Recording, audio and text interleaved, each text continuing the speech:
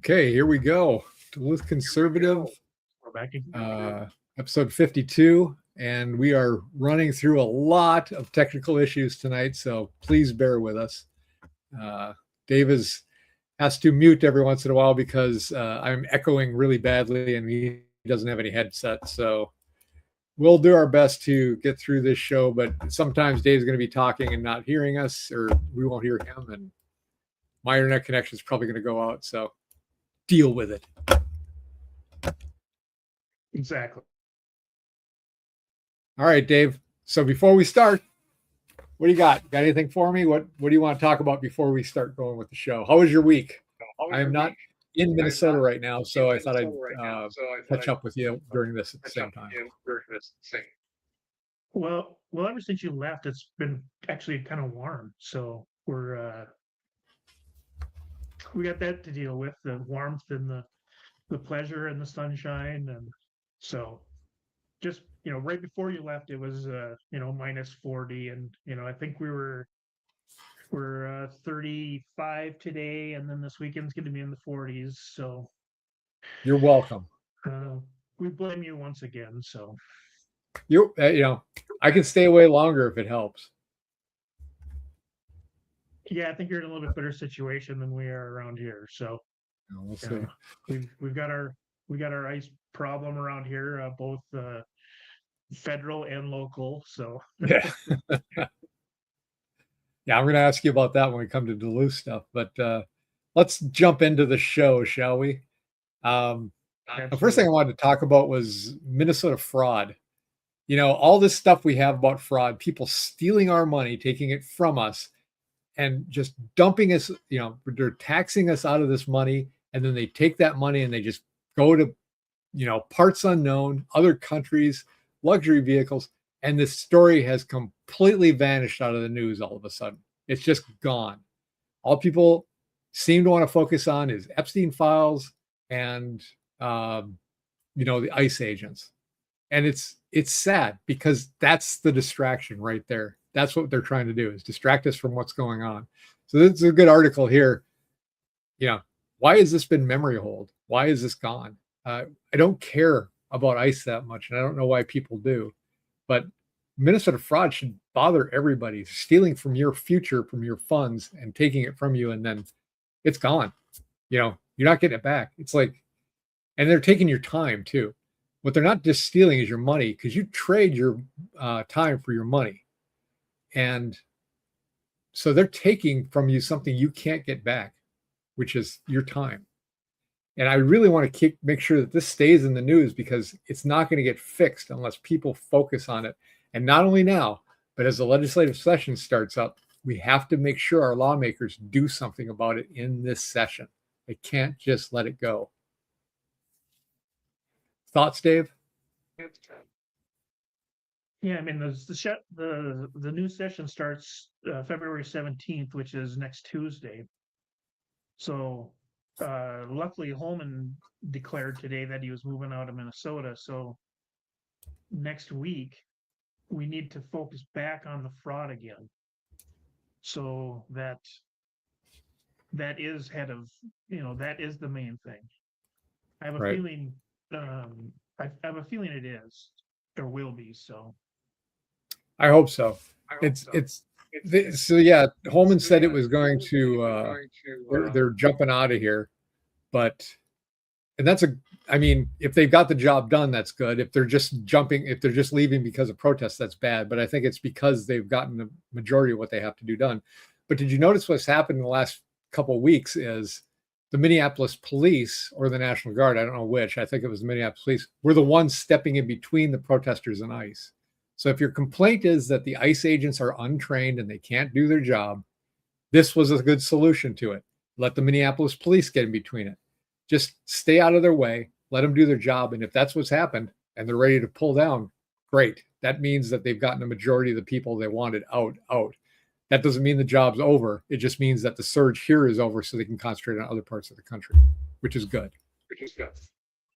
Yeah, and I think that's what we don't hear from Walz. Walz is going to admit that he's going to allow him and Small Fry are going to allow cooperation between all of the departments.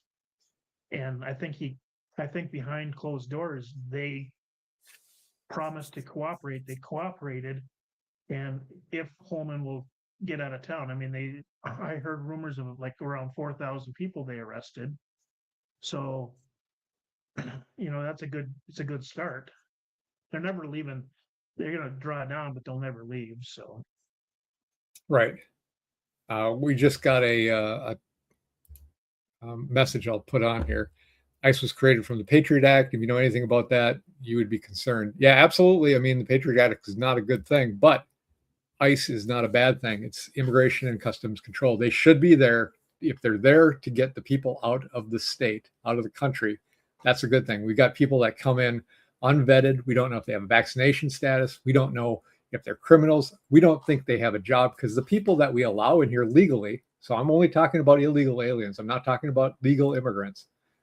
The legal ones that come in get in because they have a job lined up, or they're going to contribute to society, and they have to go through a bunch of tests. And that's the proper way to go through. Those people I have no problem with. It's the illegal aliens. And that's what always gets missed when the media talks about it. They never put the word illegal aliens. So they talk about all immigrants in a big umbrella, and it's just misleading. And we're going to talk a little bit in the future about some of the misleading stuff the media has been doing. But I agree.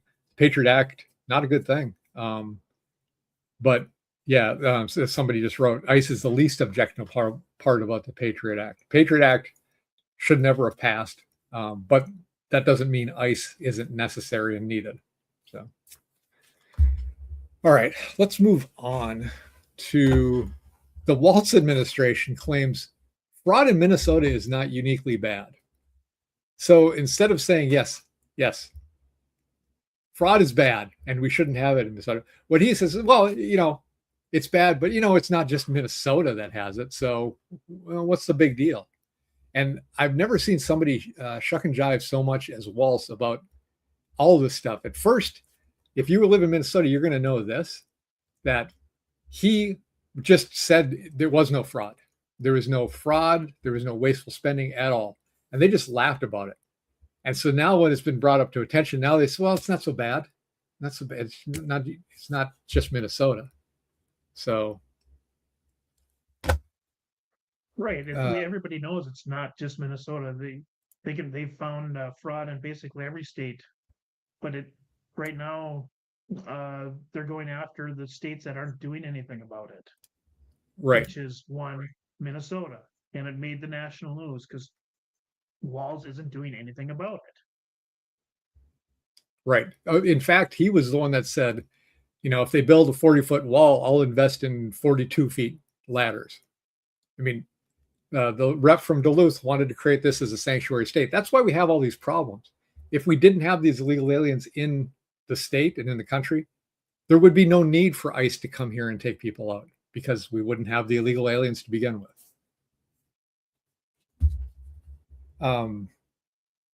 So we might talk more about this, but I wanted to move on to another thing that has to do with fraud, but it's kind of a cautionary tale to people. This guy had convinced people that they are sovereign citizens, and therefore all the laws don't actually apply to them. And he built them out of millions of dollars. Now, he has been caught, but he had taken out about $90 million from people. If you think that you're a citizen, you're a sovereign citizen in the United States, this is what happened to Wesley Snipes too. It's not going to last. The federal government will come after you. And there's better ways to do it than to do this. I mean, if you really want to get away from tax laws, lobby your politicians or be in politics to get rid of laws. But don't think for a second because you say you're a sovereign citizen that you don't have to pay the taxes. They'll come after you. Agree or disagree with the position. Don't get bilked out of your money from somebody who says that it's okay to do that. So I wanted to bring that up just because I thought it was a very interesting story. Yeah, you'd think if you stole $500,000, you'd be happy, but he wasn't happy enough with just that. So he had to just keep stealing and,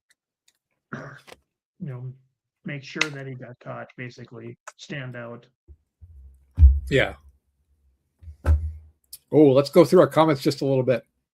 Somebody is asking, saying we're not interacting because we're cowards, but he said, so that's a good reason to capture and murder people. I don't understand why. I don't know where you're getting the fact that they're capturing and murdering people. So you're going to have to come up with some information on that because I think it's just garbage. All right. We're going to move on to elections. And in Minnesota, um, Representative Adoroff said that after viewing the voter rolls in Hennepin County, she believes that we definitely need some help here in Minnesota because the rolls are not clean or what everyone would consider reliable or accurate. And in Minnesota, one registered voter can vouch for up to 8 other people without an ID. And that is just unacceptable. Unacceptable. So the whole reason, the whole big problem is you wonder how these people get elected, like Ilhan Omar and Tim Walz. And then what you have to do is say, are people really voting them in, or are they getting in, is it fraud? And you have this cognitive dissonance that says, I can't believe people are voting for it. So then you say, are the elections safe? But you go to the Secretary of State or Attorney General, they will just say, yeah, of course they are. And you say, prove it. And they said, well, you're a conspiracy theorist. And that's the end of it. So, it gets into this cycle.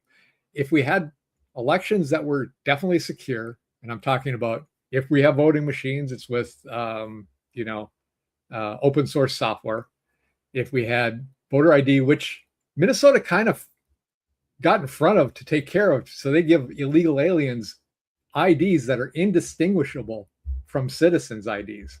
I think they were doing that in anticipation we might have voter ID at some point. But you get all these things in place and then you believe the elections, then you have no reason to complain about what's happening. Then you really know that the people are getting elected should be getting elected. But until that happens, there's always going to be a question. And there's just absolutely no reason not to have some sort of proof when you're voting that you are who you say you are. You're a citizen of the United States and you should be allowed to vote. And then you voted one time. I'd love to hear any argument against that. Yeah, and then all of a sudden, why is Secretary of State Steve Simon now? Why won't he do anything about it? I mean, if he believes that it's perfectly honest and perfectly accurate, then he would be gladly show him. But because he's hiding it, then makes you more wonder. What is he trying to hide? I mean, if I was Secretary of State, I'd say, yeah, try to find my mistakes and Right. make it more secure. Help me, But he's being all dodgy. Yeah, and unfortunately, it really seems like that, the protests against ICE, which I'll separate the people that are organizing it and the protesters themselves. I think the protesters themselves may be on with the best intentions or just got hyped up into it, which I will ask the question again, why now? And why not during the Obama administration when Tom Homan was getting medals for doing what he's doing now? But it seems like they want the people here because, like the saying goes, if you take $500 from one person and give $100 to 5 people, you lost that one voter with $500, but you gained 5 voters. And it certainly seems like they're bending over backwards to be able to accommodate people coming in so they will vote for them to keep them in office. And it's a vicious cycle of pulling all our money down, getting these illegal aliens in place, keeping them in power. They get rich. I mean, look at Ilhan Omar right now. She was, what, 40,000 in debt 5 years ago? And now she's worth multiple millions of dollars. So you can see the reason why, if it's corrupted, why they'd want to keep it in place and what they would be doing. And I can't say for sure that's what's happening, but if you were trying to do it, you would do it no other way. You would import a bunch of illegal aliens. You would tell them you're the one that's keeping them here. You're the one protecting them. And if they get a chance to vote, which they're already here illegally, so they're not really, it's no skin off their nose to do something else illegal, and they'll vote for you. and then you'll stay in power. They'll be here. You'll have enough money because you're in power. So, well, as we've said 100 times before, the politicians are there to solve a problem. So what problem is Walz and Ellison trying to solve? How to stay in power. right. That's the problem. How to keep getting votes. That's right. that's what they're trying to solve. So yeah, the difficult thing too is separating out, like when we talk about these things, it's the leadership that's really the problem. And you look at, like, I know a lot of Democrats. I have a lot of Democrats and liberals in my family. We all get along. They're not doing this though. It's the people in power that are doing this. But unfortunately, the Democrats are voting for them. And I still haven't come to the reason why a lot of the time. Because a lot of times you talk about what they're doing and they're totally against it. I won't say who. One person doesn't like what they're doing as far as letting illegals come in and vote. Some don't like men and women's sports. They'll have a series of things, but they'll absolutely refuse to vote anything other than Democrats. It's mind-boggling to me. All right, so I put a little subsection here called. I'm going to mute you, Dave. Oh, there you go. Illegal invasion. So I want to talk about some of the illegal aliens into the country again. And again, let's make sure that we have the separation between legal immigrants, illegal aliens, not talking about legal immigrants. The first thing was, you're showing our sheet as opposed to the link, Dave. Minneapolis neighbors are setting up their own version of border protection. So they've set up checkpoints. This is the most ironic thing possible. They set up a checkpoint and they check people's IDs as they come and go because they want to make sure that only the right people are in their neighborhood. Completely doing what ICE is doing on a national level. I mean, that's what we do. We set up the border, we check IDs and make sure only the people we want in the area are there.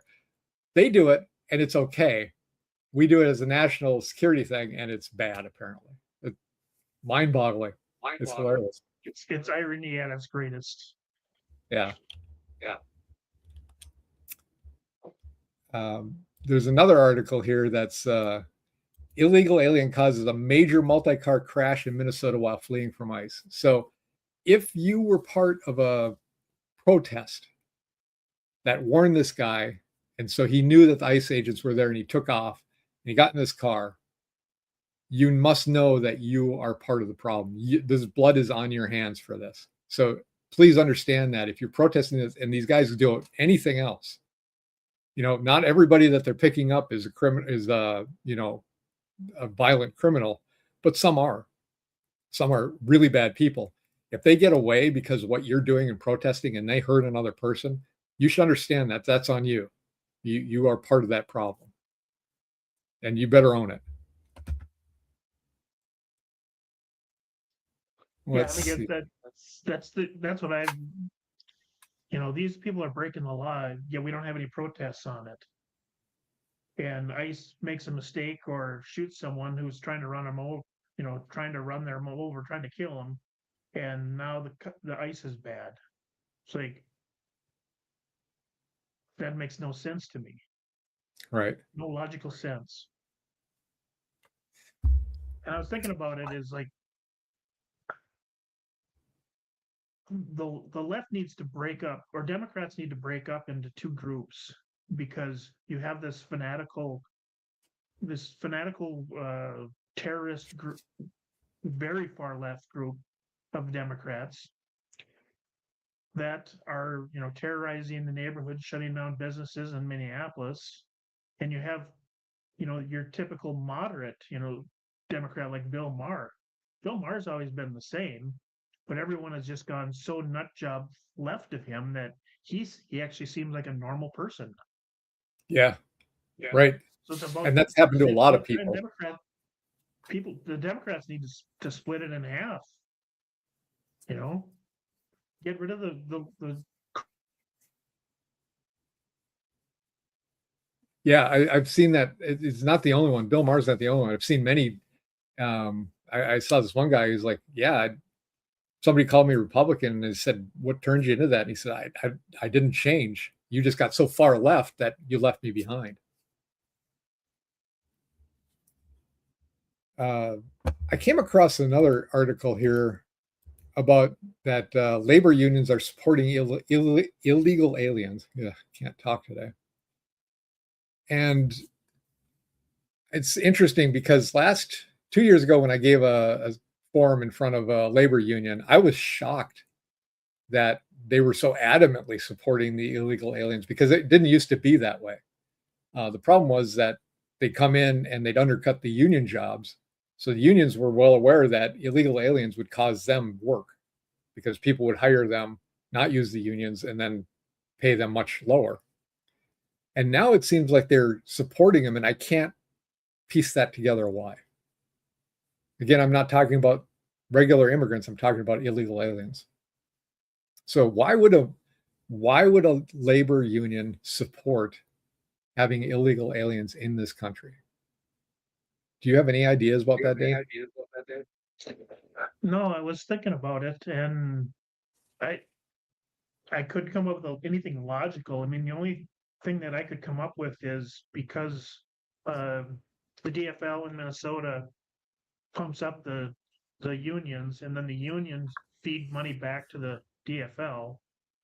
That that's part of their compensation to get you know to get more union jobs. So forcing the government to use union is to so now this is their payback. Is we're going to support whatever dumb thing you're coming up with next. So Right. Yeah, it seems like that, and then unfortunately, that seems to be the way is that endless cycle, and it may even be against your best interest. And as union members, that's different from the union leadership. I understand the union leadership may be in on that. Union members are not. They don't get that kickback that the union leaders do. So I can see why the leaders may be telling their people to do it. But in fact, I've talked to a lot of union members and they agree with our stance about illegal aliens. So uh, I saw this. This next one is U of M student activists chained themselves to a building and they're trying to get ice out. So I saw this, and I also saw the article is kind of funny because it lasted about 10 minutes. And this, I don't get it. It lasted about 10 minutes, and then they were told, you're going to disperse and that you may have consequences for this. So I'm glad the university may be actually doing something about this because chaining yourself to a building is not helping anybody. I wish they'd do it at 20 below outside. Maybe they might learn something, but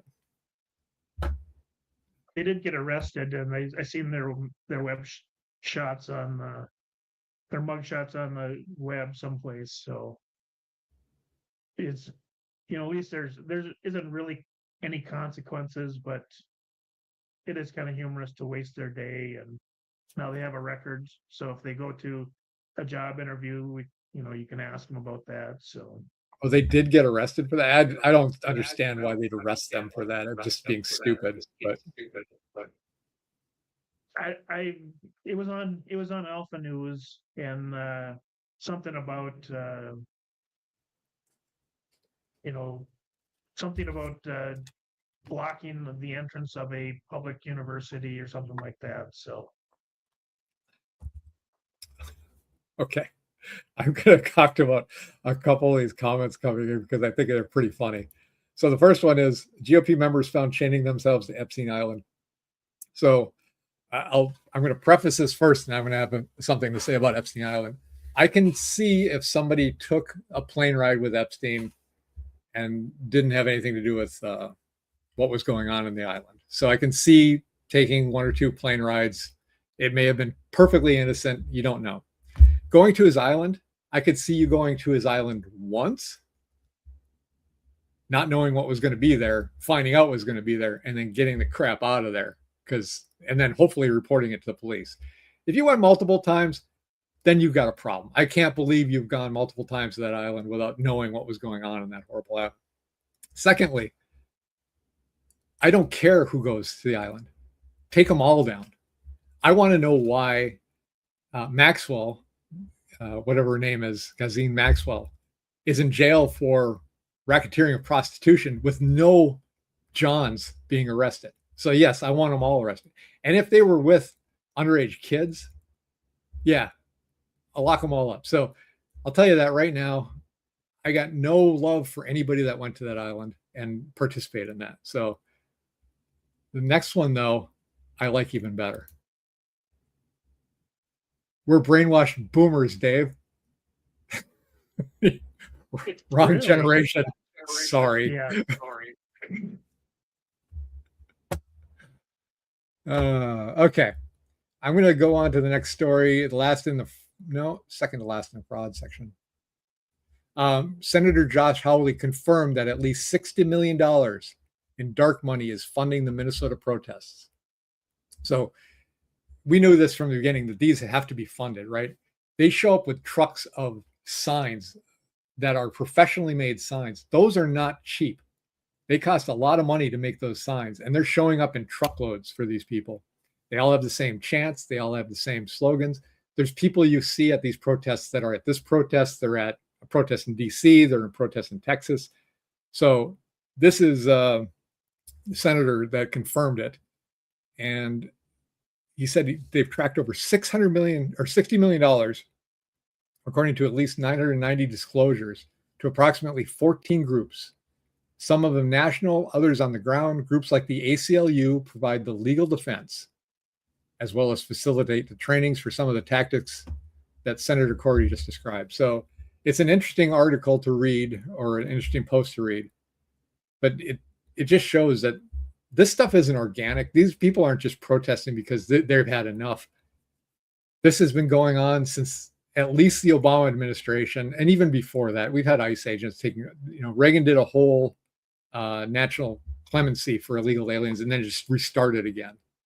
But Obama, Biden, both deported more people than Trump has done in his term. So why now? Why is it suddenly the biggest thing in people's lives to argue about?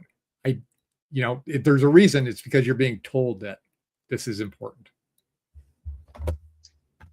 Yeah, like we've said, this is Trump derangement system syndrome. This has nothing to do with immigration, because they'd have been protesting Obama, the first Trump presidency, the Biden, and before, and all the Bushes, and Clinton, because in those administrations were deporting more people. Right. And they even found they found a white Suburban downtown Minneapolis with a time card reader on it, and people were punching in and out. So this whole movement, this whole protest, it's all fabricated. It's not even real. Do you remember when they were protesting Tesla for the week or two when they were told that was the biggest thing to do? And I remember there was a protest outside of a Tesla plant, and it was like 1 o'clock. It was like the dinner bell rang, and like the Flintstones, and they just walked off at 1 o'clock. It was like everybody just left. That was the end of the day. And that kind of showed, they're getting paid to be there. Let's see. Yeah, and that Josh post he put in, it just proves what everybody already knew about. So I didn't really read this article. I don't know if you put this on or if I just happened to be really sleepy when I did it. A group put up prosecute ICE display at the Minnesota Capitol, and somebody came and kicked it over until all it said was pro ICE. That's trolling vandalism at its finest. Now, I'm not saying you should be able to damage stuff, but at the same time, why is it at the Capitol in the first place? Well, that was one thing I looked into, because it was that Jake Lang that I've never heard about until just recently. And so the people who put the sign up originally did actually have a permit to put that up. So, you know, technically, realistically, him destroying it was illegal, and they did arrest him and do whatever. But this whole article, the basis of the article was, well, why are they prosecuting him when they didn't prosecute that the guy in 2020 who did $170,000 worth of damage to the Columbus uh, statue, tore it down, smashed it, even though there was a cop standing there. They gave him 100 hours of community service. So why is this guy didn't do any real damage to anything, any state property, and he's getting, because he's a Republican, or he's a far right loony, but as I've been investigating, but why are they going after him when they never went after anybody on the left? So we're back to our double standards of the judicial system again. Right. And yeah, they arrested, he vandalized something that had permission to be there. Right. All we would ask for is that the laws are applied equally. So I have no problem with him being arrested if they had a permit for it and he went and vandalized it. I got no problem with him getting arrested for it, facing some consequences for it. But I don't just want to see him get it. I want to see everybody that does. Like you mentioned, the Columbus statue. They pick somebody, they're vandalizing something. Please also apply the law equally to them. Then we all have a fair shot, and we all know what the rules are. We'll go on to the next one. Minneapolis woman who went viral for berating yoga studio employees over ice say she's now banned. So if I get this straight, she got mad, went to a yoga class, and then yelled at people about ice, and is curious of why she might have been banned from the place after that. That's just logical. Yeah, logical. Yeah, so she goes into her yoga studio and start screaming at the girls that work behind the counter, who really have nothing to do with it. They're just workers. And then she convinces everybody how horrible everybody is, and she's right and everybody's wrong. And so the actual owners of the yoga studio said, okay, your poor behavior got you banned for life. So well, people go to yoga not to get into political discussions. They go to relax or stretch. Right. Yeah, so there's and the yoga studio is actually agreed with her, but it wasn't enough for her, so she went off, and so we looked up who she was, and she's just an executive director of the Advanced Equity Coalition, a left-wing nonprofit focused on equity in the Twin Cities public schools. According to the organization's most recent IRS Form 990 filing for 24, she was paid over $100,000, but she's the only one that works there. Oh. So she raises money for herself to be a pain in the butt for everybody else. It's always educational too, right? Yeah. So I don't know what the whole thing is hilarious to me, but you're there for exercise, not a political movement. So so all right, we're going to move on to a more horrible, serious topic now. A transvestite in Canada killed a number of people. And I want to see if I can get the numbers exactly right here. I think the guy killed his mom and some other people. I'm sorry I don't have the specifics on it. I just have not had time to look at this. But Canada is just amazingly gun controlled right now.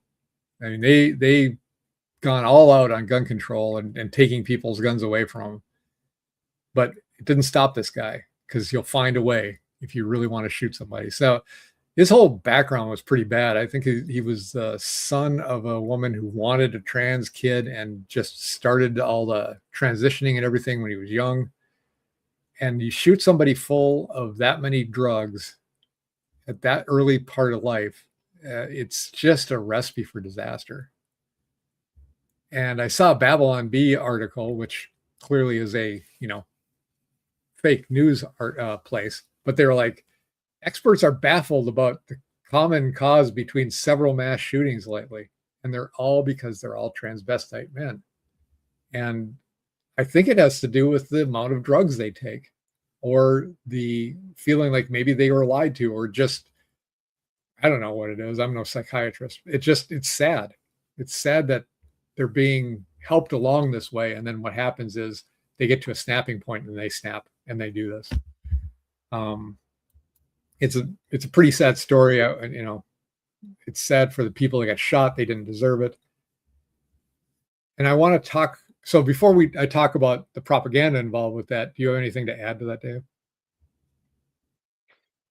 No, just basically the same thing. Is there's a lot of conspiracy theories about the drugs that they're taking. So, on one hand, they're growing up not feeling correct in their body. Is that causing it? Or the amount of drugs that they're being filled with, does that cause them to go haywire and want to kill people? So until we figure that out, everybody's just guessing. It's kind of a conspiracy theory, but what is it? What's causing? I mean, in the last 4 or 5 years, just one after another, there's mass shootings, and it's by a transgender person. Well, Right. Why? Is it because they're uncomfortable in their body, which a mental issue, or is it the drugs that they're getting shoved down their throats? Yeah, and I think it all has to go on the table to figure that out. I mean, it should all be looked at. And that's a good segue into the article I want to bring up. Is the National Post. Their article was the headline is Terry Newman, the isolation that triggered the Tumbler Ridge tragedy. So they've already determined what the problem is. It was isolation of this guy. Well, that may be, but I bet you that's not it. I mean, that shouldn't be at least all of it. There's so much stuff that could happen. But they're trying to, again, this is the propaganda. They're saying it's not actually his fault. It was society's fault. It was because he was so alone, and he's the victim almost, and it's sickening to see. They know about as much of it as I do, and I don't know a lot, but I don't think they should be making excuses for him. And the other thing is, this next article, you pop this one up. And I'm trying to load it right now. It's not that there was a big tragedy. It was that he was misgendered. I have a problem with the RCMP identifying the person, the shooter in TR, as trans, as opposed to simply identifying them as a female. This was not a female. This is a man dressing up like a woman. And in the previous article, or 2 previous articles, you saw a picture of him, clearly a man. But this is what they focus on instead of what the real problem was, which is this guy's going off and shooting people. And that's just not right. So I want to move off of this, but get them the help that they need. They obviously need help prior to this, and they need to be, someone needs to step in and, hey, what's going on, before they get to this point. Well, it would be nice if they did that, but they've banned that in Minnesota. You can't do that. They call it conversion therapy. Conversion therapy to them is saying to a kid that says, I want to be a girl or I want to be a boy, to say, wait a second, are you sure? Let's go through some counseling. Let's talk about it first. But they've banned that here in Minnesota. And we need to get that back. just like anything else, if it's so abnormal, you should be talking about it to try to figure out what is the root of all that. And there's so many things that we don't let kids do because they're kids. We don't let them drink. We don't let them smoke. We don't let them get tattoos until they're a certain age. And even that's with parental consent until they're 18. You know, you can't go to the doctor and say, hey, can you just remove one of my arms because I just don't want it? They won't do it. But when it comes to mutilation of genitals or taking genitals, they're just okay with it. I just don't understand it. And I can't have anybody make it make sense to me either. And I don't think I want to have somebody make it make sense to me either. All right. Yeah, something not normal is hard to make sense of. All right. Anything about that horrible topic? Are we done? No, it's the same. Well, it's the same as the U.S. propaganda of, you know, they have an agenda. They care more about the agenda than what actually happened. So right. Yeah, it's not unique to Canada. It is happening in the United States quite a bit. All right, I'm going to move on to Duluth, Minnesota news. We finally got here. It's 41 minutes in. Leash Kozlowski has declared that she will run again for Minnesota House 8B. And I thought it was interesting in that the Duluth News Tribune actually did an article on her and actually did quotes on her. So when she made the announcements that she was intending to run, they actually sent up somebody to talk to her, as opposed to when I announced it, they took a file photo of me and then watched Northern News Now, apparently, to find out what was going on. So it's good to know that they're right in the camp already. yeah, I guess we don't have to know to worry too much about who they're going to endorse. No, I'm pretty sure third time in a row they're going to do it. So yeah, even though she hasn't done anything. Oh no, she's done quite a lot to screw things up. She was one of the ones that wanted a sanctuary state.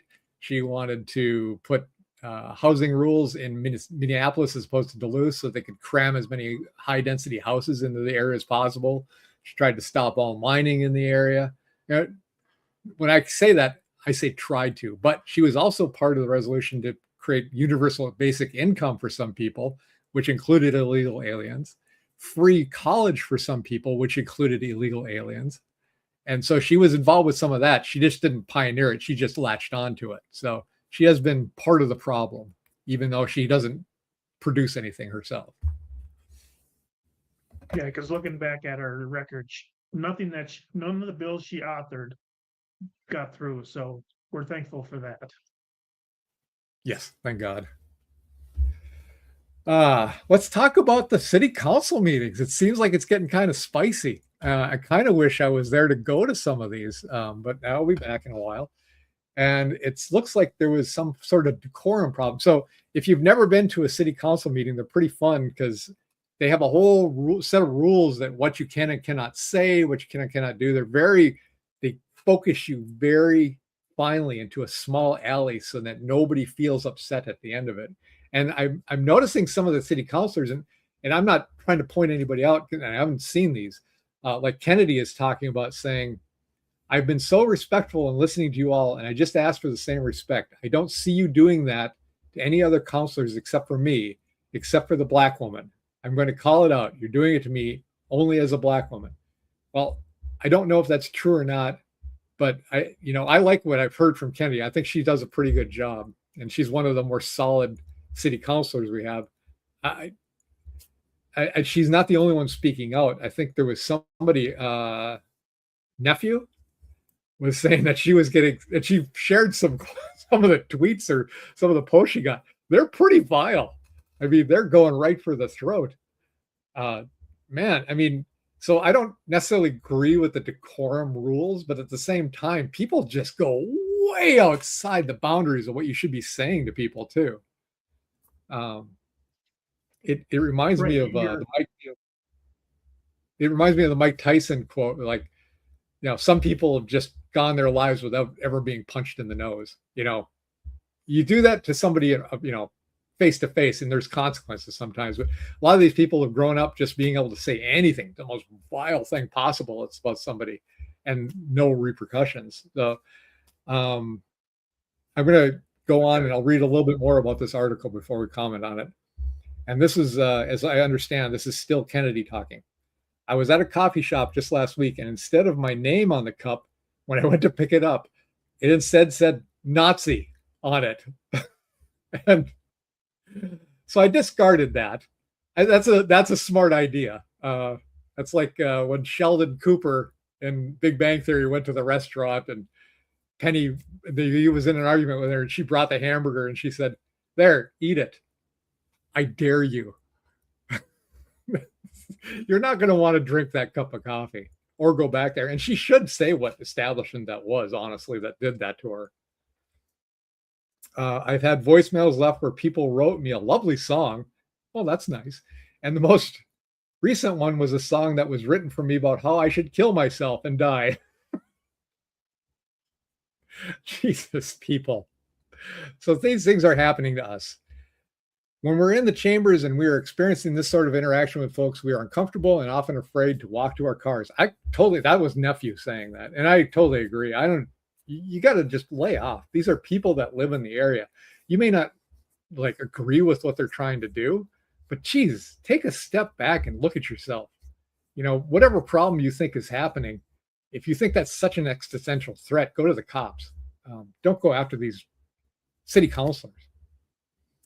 Mayor Reinhardt, disrespectful behavior, including shouting, jeering, swearing, and name calling by members of the public, are an alarming trend at our city council meetings. Yeah. Stop doing it. If you're doing that, stop it. You're not proving any point. You're just looking like an insane person. So I open it up now for discussion, Dave. Please don't call me an ignorant idiot.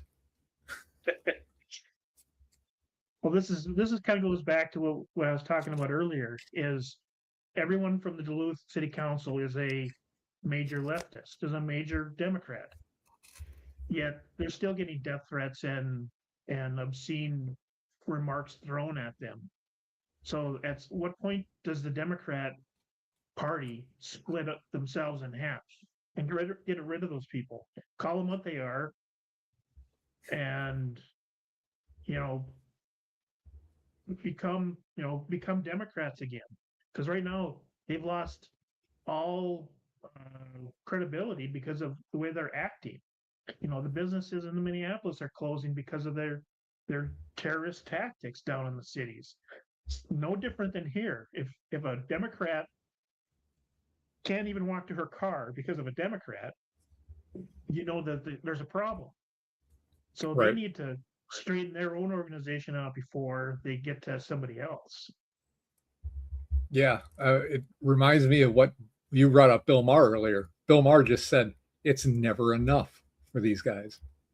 And I liken it to, so that fringe group has latched onto the Democrats because in the Venn diagram, which I love Venn diagrams because Kamala taught me these, but there is an overlap with what the Democrats and the far left Democrats want. It may not be a lot, but there is an overlap. So they latch onto that party because that party has power. Just like let's say the KKK latched on the Republican Party. There were some things that were overlap, but for the most part, KKK doesn't represent the Republicans, and the far left crazies don't represent the Democrats, but they get lumped in together, which is horrible. So, yeah, just calm yourselves down. So I wanted to bring this up because I love this comment. I bring up a quote from Mike Tyson. People say they are going to say because they've never been punched in the face, and this is the comment. Mike Tyson was a rapist. Yes, I am aware that he was convicted of rape. You missed the whole point of what I said to bring that up. Here's the point I'm trying to make. I just happened to say it because Mike Tyson said it, and I thought it was kind of funny. But the point you take out of it was he's a rapist. So you shut everything off, put the blinders on, but stop that. Start listening to the content a little bit. I understand Mike Tyson's not a great guy. I wouldn't want him around my kids. I mean, he seems like he's mellowed in age, but I don't want to go into a big Mike Tyson thing, but I just thought that was kind of funny. All right. And basically, they got all into this big war because they tabled a motion on what was it? Financial restitution to protect families impacted by a metro surge.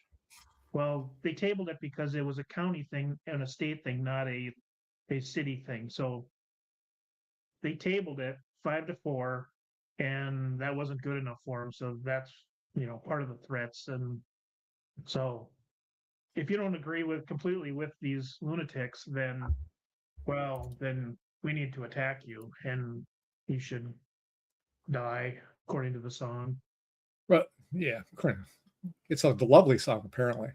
But the thing is, number one, we shouldn't be protecting people that are directly impacted by Operation Metro Surge if they're the illegal aliens they're trying to get rid of. And that's the only people that should be impacted. Number two, it's not the city's job to fix every goddamn problem that comes along and not to use our money to pay for other people. Steal money from some people to give to others. That's not the role of the government. So stop trying to do it that way. So they're wrong to begin with to ask for this. I wish I would have gone to that. I'm not in town. I got to that meeting. I'd probably spoken up for ICE, and God knows what they would have done to me on my way out. Of course, I'm driving a rental car because I got wrecked. So what do I care? All right, let's move on to something more fun. Duluth invites the public to weigh in on the future of former city golf course. So we've talked about this for months.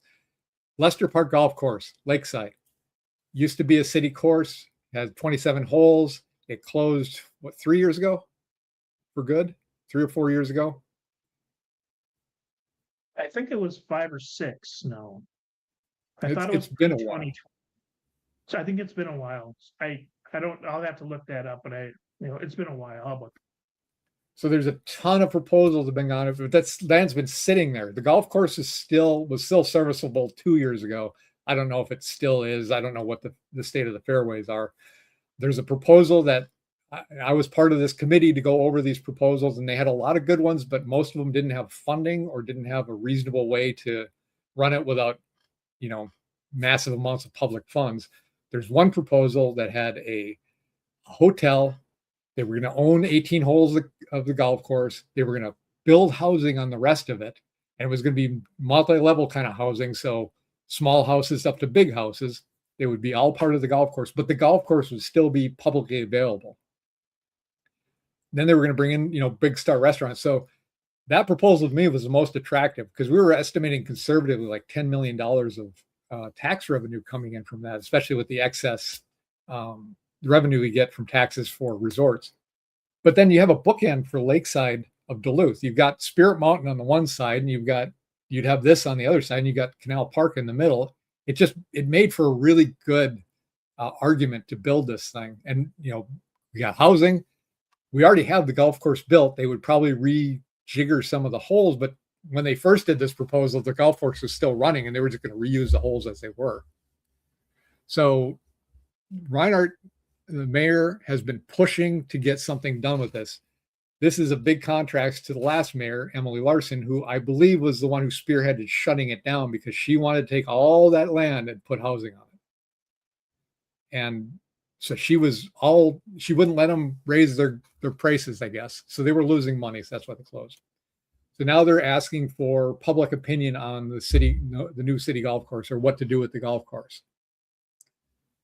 And it says here, as city officials consider what should become of the former Lester Park Golf Course property, they are turning to the public for direction. A resolution authorizing an agreement with Bolton and Mink Inc. for a land use study for the former Lester Park Golf Course in the amount of $197,000. So this is the city of Duluth, by the way. That somebody asked the question. This is for the city of Duluth, and then Lester Park Golf Course is on the east end of this city. So that's what we're talking about here. Go, Dave. Yeah, so they just authorized less than a month ago $200,000 to do a land use study, and now they're asking for the public's voice in on it when they haven't got the study back. They've formed commissions like you were on. They've done public forums before. They've done this a million times, and now they're asking again for public. What do we need a city council for if they're not going to make a stinking decision? It's been how many years, and they can't make a decision. They've wasted millions of dollars, and now they want more opinions. It's time to get rid of the city council. Well, if I understand the city council correctly, what they're going to want to do is create a subcommittee to give them the answer, because that's what do we got, like 33 subcommittees now. Yeah, you're right. This has been going on for about 12, 15 years of what to do with Lester Park Golf Course. I understand wanting to get the public's opinion. I would like to have a plan and get the public's opinion, because just doing a blue sky, and if you've ever been to a business meeting and just ask for ideas, you're going to get every idea under the sun. The way you get the best input, though, is to have a plan and have people pick that plan apart. So I hope they do that instead of just doing this is just another RFP. That developer is going to walk away. He's basically gave up already. So when we talked to him, he's like, look, I've done this. I don't even know if I want to do this anymore, but I'll do the proposal. It would be great if they could get it, but I don't hold out much hope. More than likely, they're going to squander that land, unfortunately. Yeah, they've wasted so much time with it. They're going to walk away. Someone that can actually make use of that land, they're going to walk away. Duluth Central High School, now that it's tore down, no one's going to want to do business with the city because it's going to take them 10 years to make a decision. Yep. All right, we'll move on to Minnesota legislature, and we only have one article here. It's the Twin Cities small business owners call for the state relief amid ice surge. Stop talking and start doing. So Walz grabbed hold of this and says, I think we have a responsibility to the business community across the state to look at every single one of those proposals and what are the proposals? They want immediate action, believing many restaurants and businesses are close to shutting down entirely without direct economic assistance. So I'm wondering if they're complaining that because people are staying away because there are rioters there and they're keeping people away, or are they complaining because they're losing their workers? Like the workers aren't coming anymore because the Democrats are saying that because ICE is around town, none of the workers want to come to work. Therefore, they're saying the traffic coming into the business isn't there anymore, and that would be because to me, it'd be the rioters, not the ICE themselves. Right. And that I would agree. I mean, you got to do something about them. And I think the police have been stepping up and doing something about them now. I haven't heard recently. Have you heard anything? Are there massive problems still, or are they? I just haven't heard anything in the news about them lately. Well, there's a constant presence at the Whipple building. Protesters outside. The local police did go and arrest 40 of them. But I also read another article. Basically, they didn't, because the federal government didn't have the people to charge them, that they've been basically been letting them go, or work out a plea deal instead of bringing them actually to court and throwing them in jail. So, but then you can't go in the neighborhoods because they've set up, as we spoke earlier, about the roadblocks. The barriers, yeah. Yeah, the barriers. So now the people that I know locally down there, they don't want to go into those neighborhoods because they don't want to get hassled by the protesters. Yeah. In fact, that's not just now. I mean, I know a lot of people that just don't go into downtown Minneapolis anymore because of the state it's in, which is sad. It used to be beautiful. When I worked in there in the 90s, it felt safe day and night. It was very vibrant. And now it's a shell of what it used to be. All right. We're going to move on to Bloody Mary Moriarty. Moriarty, public defender, criticized ICE for detaining alleged child sex abusers at county courthouse. So they are actually angry that ICE has detained an alleged sex child abuser. I don't know what Mary's point is. I don't know how she got elected, and I don't know what she thinks it means to be a public servant to protect the people of Minneapolis. She has a catch and release program for criminals, and therefore people stop reporting crimes because if somebody does something to you and you call the cops and they go to jail and they're out in a couple hours, they're coming back still mad. So they're going to come after you. So that means people just don't report crimes anymore. And for her to be upset that 2 illegal aliens were detained, she's not helping us.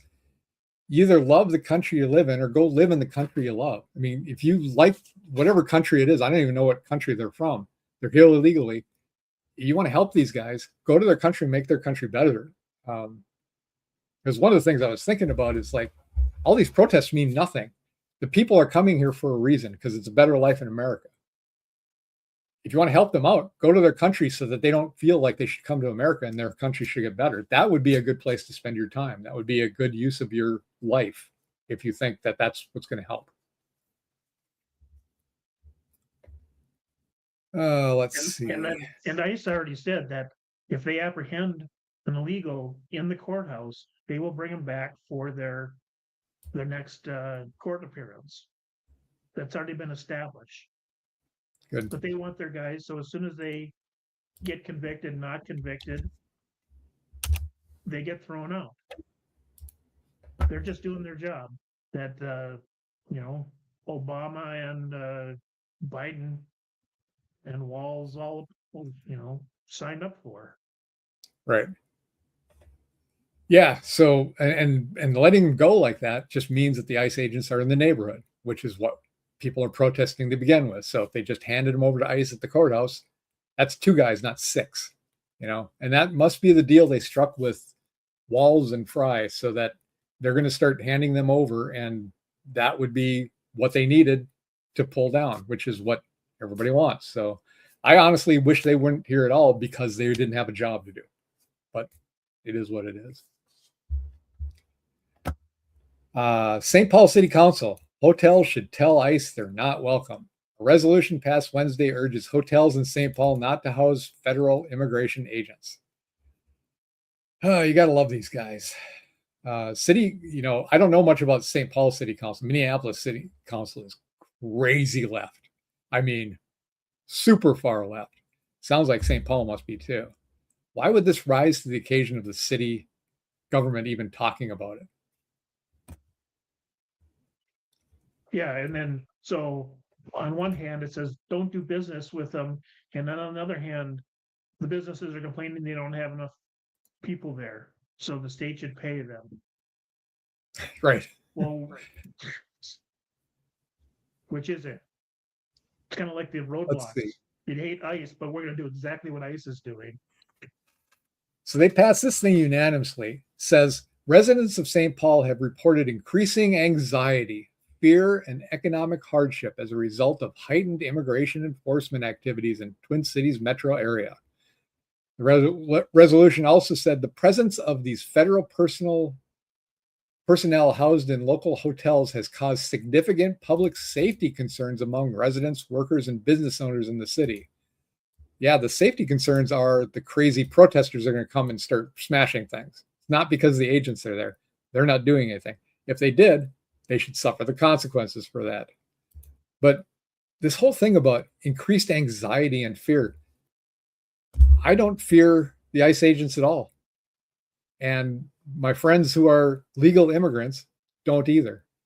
One of the posts I made about how protesters could actually help themselves or help their cause as opposed to just causing destruction, the first person who liked it was a legal resident now. He's now a U.S. citizen, but he came here from England. He was the first person that liked it. The people who are here legally are mad because they don't get the benefits that the illegals get. They came here and worked hard, spent a ton of money, went through the whole process, and they don't get anything for it. They just have to show, they spent thousands of dollars to get here.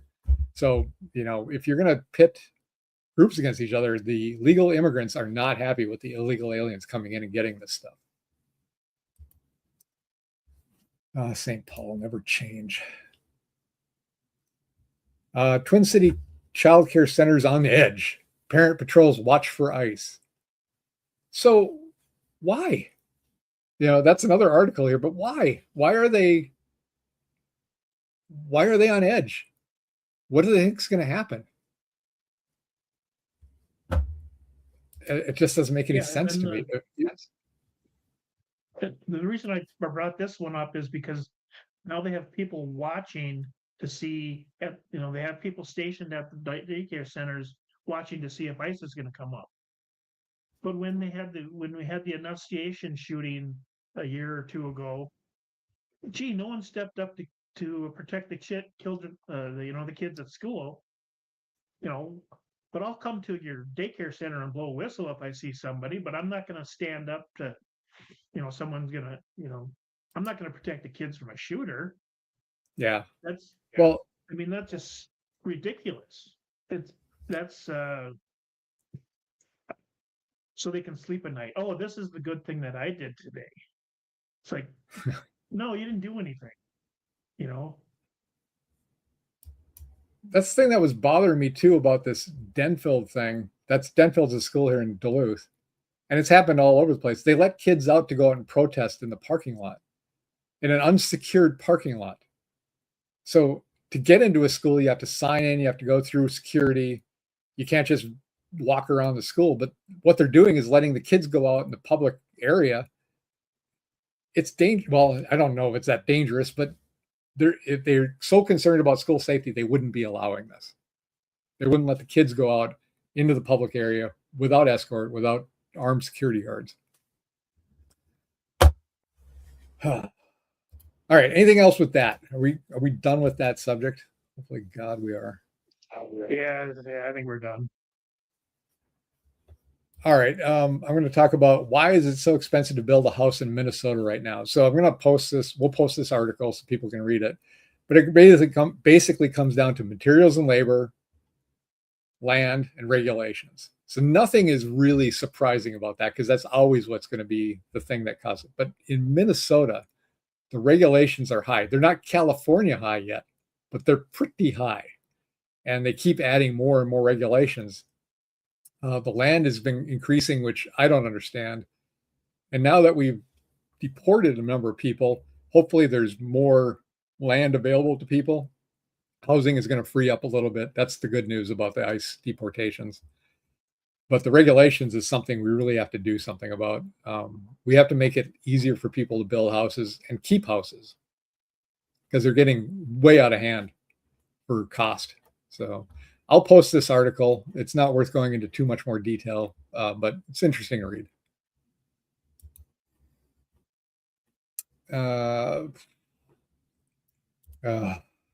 Keith Ellison, another one of our charming Minnesota guys. He's the AG.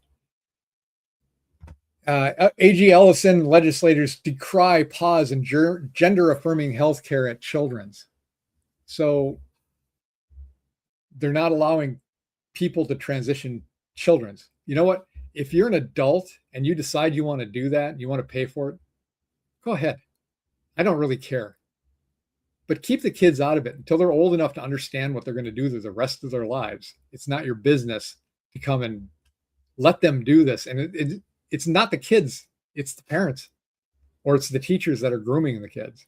So, but Ellison, in his appointed duty to sue Trump for everything, instead of looking out for Minnesota residents, this is what he chooses to do. Just another Keith Ellison feather in his cap. Did you see what he did today at the Senate hearings? Mm-mm. He, Josh, I can't remember his last name, was asked him a question, and the first question was, "Are you the AG of Minnesota?" And he wouldn't answer it. Well, he probably doesn't know. He goes, he told him, he goes, "Yeah, you know what I do." It's like, So it's like, you just answer the question, He was coached. So now, him and Walls were there. So now, 430,000 apiece. So there's another $1 million of taxpayers, so they could prepare to ask questions that they obviously he didn't know who he was. And he was coached. And the way they coached him was do not answer a yes or no question with yes or no. Right? So that's what he did. He's not smart enough to understand that that's not a trick question. But he will not answer a yes or no question at all with a yes or no. Nobody does. It's infuriating watching those things because nothing happens. You're right. And then nothing is going to happen from this one. They're all gonna showcase and then say their piece, sleep well tonight because they are so important, but nothing's actually gonna happen. Okay. Last thing for Minnesota news is 2 of the Republican candidates have dropped out. Something horrible happened with Jeff Johnson. Something happened with his daughter, and it's just awful. And then Scott Jensen has dropped out. I think he saw the writing on the wall, and now he's going to try to become the state auditor. So the field is narrowing, and I think it's going to come down to Lisa Damuth, Kendall Qualls, or Mike Lindell. I think those are the 3 big ones that have been leading all the time, and we'll figure out who's going to rise to the top of that in the next month or 2. And I hope when that happens, when they really figure out who the contender is, it just goes down to that person. We really need a strong Republican candidate that can go against whoever the Democrats are going to do. Right now, it's Klobuchar. We'll see what happens. Yeah, but even Klobuchar has been losing to undecided in many areas. Ooh. So, yeah. And that's just straight Democrat ticket too. And she didn't win. People would rather not decide than pick her. So I wouldn't. All right. I'm going to slam through the national news. So we're not going to spend a great deal of time on this. I just wanted to point out the number of federal government jobs is the lowest it's been in 50 years. If you look at this graph, it pops up and down and pops up and down, but it's gone down considerably in this first term, year of Trump's term. That's a good thing. Private sector jobs are growing, and public sector jobs are going down. And that's the way it should be. We should have a lean, tight government system. And private sector is where people are, and that's where you get your tax money, right? Because if you have a government worker, it says on their check they're paying taxes, but they're not really paying into the tax base. It's the private sector workers who pay into the tax base. So when a public sector worker has the, taxes taken out, what they do is they take all the money from this pot and then they put some back into that pot. That's their taxes. The private sector works, tax money goes into the pot, right? So the less public sector employees we have and the more private sector employees we have, the better our economy is. So that's the first 2. Something big happened down in Texas. I wanted to point out, if nobody saw this, there was a major operation that seized 134 plus acres, 134,000 plus acres of land away from the Mexican cartels in Grand City, Texas. And then the FAA stopped all flights into El Paso, Texas for 10 days. It's been now lifted, apparently, because Mexican cartels threatened to down planes with their drones. So there's big stuff happening down in Texas right now. I think there's probably like what you call a secret war going on down there. It's a lot of stuff happening that we don't see and we don't get to know about, but it seems like it's a pretty hot spot right now and things are being taken care of, which is good news. I'll move on to the next one. And this is just kind of a side note. It's nothing major, but what I hear when we talk about voter ID is I hear a lot of this is hard on minorities because they don't know how to get an ID or it's too expensive, which is, I think, fairly insulting to them. But this poll says that 76% of Black Americans support voter ID, which is common sense. So I totally believe it. I think it's bad to start saying that they don't like it because they don't know where to get it. There was a great video, and this is from I don't know, 10 years ago now, where a guy goes on the street and asks a bunch of college students, white college students, do you think voter ID laws are good or bad? And they were like, oh, no, minorities can't get it. Then he went and talked to a bunch of people in this New York. He was talking to a bunch of black people on the streets, like, do you have an ID? They're like, yeah. Do you know where to get an ID? Yeah. You'd give directions to it. This isn't some sort of mystical thing that people don't know how to do. And I think it's really insulting to think that they don't, right? But staying kind of on that, apparently the Illinois city has handed out $25,000 cash payment to 44 black residents through reparations program. Was Illinois part of the Confederacy, Dave? Well, it used to be North. Yeah, it didn't. I must have failed that in geography class in high school because it obviously was part of the South. I don't know why the city can give money to people based on their race and it isn't considered racist. People who didn't suffer from racism directly, taking money from people who did not participate in racism or slavery directly, but they seem to be able to take their money and give it to them. It doesn't make any sense to me.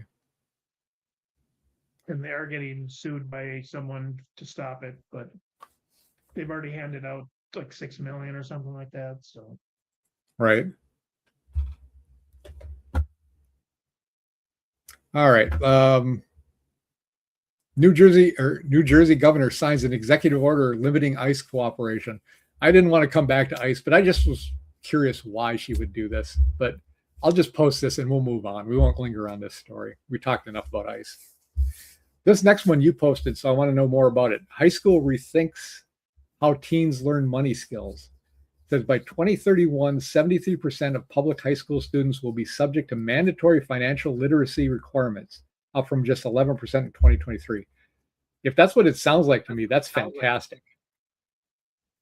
Yeah, and that it's basically what I read was more states are getting involved in this to teach high school kids how to balance a checkbook, how to invest in stocks, the basics of financials, which is what they should be doing. Yeah, and they should learn how to balance. I know people don't balance their checkbooks anymore because people don't use checks, but you should know how to balance and reconcile your account and understand how much you have. And yeah, like you said, stocks and bonds, you don't have to participate in it, but you should at least understand it. Understand what it is to have a savings account. And is it better if you have savings, put it into a CD, put it into a mutual fund? That's life skills that people can have, because I think I read the average person that's above 50, their savings they have for retirement is $300 on average. So unless you think society is going to take care of you the rest of your life, you better start planning. And you shouldn't assume that society is going to take care of you the rest of your life. But at least somebody in the education department is realizing this and is going to do something about it. So that's really positive. It's not exactly math, but at least it's down a math road. So that's part of the 3 R's or whatever you want to say. So they're getting taught math skills, which next to learning English is just gigantic for high schools. Yeah, it's R that stands for arithmetic. And it comes after reading and writing, which is really ironic, but Yeah, let's start. All right, we're gonna skip down to health and fitness, and we got 2 stories, and then we're gonna be done for the day. A lawyer for detransitioner, so somebody had transitioned, then they detransitioned back. The lawyer for detransitioner awarded $2 million, warns case signals a tipping point. Every doctor should take it seriously. And then suddenly, like magic, within 24 hours, the American Medical Association endorses delayed gender-affirming surgery until adulthood. And American Society of Plastic Surgeons recommend postponing breast and chest genital and facial surgeries until at least the age 19. Yes, exactly. It doesn't mean you can't do it. It just means you wait until you're an adult. then you're making decisions at least, and, really you should wait till you're 25, but we have to determine you're an adult at some age, and that age has been 18. So that's the age that you should be able to start making decisions about what you're going to do to yourself. But 25 is when your brain theoretically stops, is done growing, is done maturing, and now you've got what you got. The last thing is, and I found this more funny than anything. Apparently, Donald Trump is endorsing drinking whole milk. Now, I've been drinking whole milk for a long time because I like the taste, and it fills me up faster than 2%. It's kind of a luxury item. I don't always get it. I get 1% sometimes, but apparently this is a dog whistle, and it's racist, and it goes back to eugenics with Nazis. And it baffles my mind how they can draw these lines to something as crazy as just whole milk, which is tasty. And so I don't know. I thought it was funny. What do you think, Dave? It's called desperation. I mean, that could easily have been the word of the day. They're just looking for anything to call him a racist. You just say, okay, this is just part of the Trump derangement syndrome. So, right. Most of these things you just kind of have to ignore because it's. Well, it brings me to my word of the day. I thought this was going to be a great idea for word of the day. What does racist mean?